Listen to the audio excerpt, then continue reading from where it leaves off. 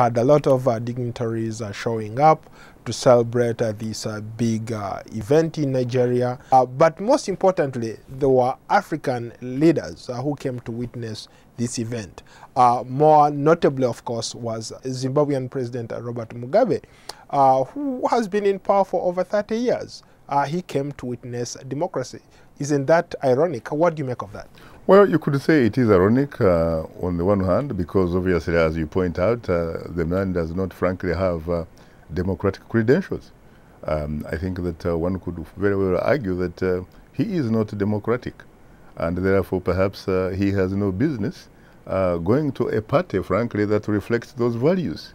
Would this transfer of power ignite some kind of change on the continent? It probably will. Let's hope that it can actually trigger that type of change.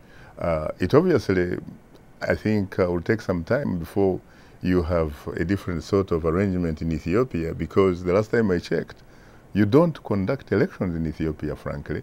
At least if you conduct those types of elections, by no means do they, in fact, reflect what is known as the international standards.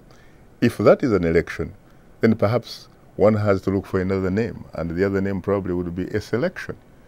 Sudan, neighboring Sudan, is pretty much the same. If you talk about Eritrea, it is pretty much the same. If you go to a country called Uganda, it is pretty much the same. You don't have elections in those places. You have a situation where the incumbents came to power with an AK-47, and because of that, they feel that they have a sense of entitlement. And so what they actually conduct is an election they are not willing to lose. They in fact compete against parties whose hands are tied behind their backs and their legs tied together. And when they punch, they ask the victim to punch back. That's the competition you find in those countries. Okay, thank you so much, Shaka. You're most welcome. Yeah, nice talking to you.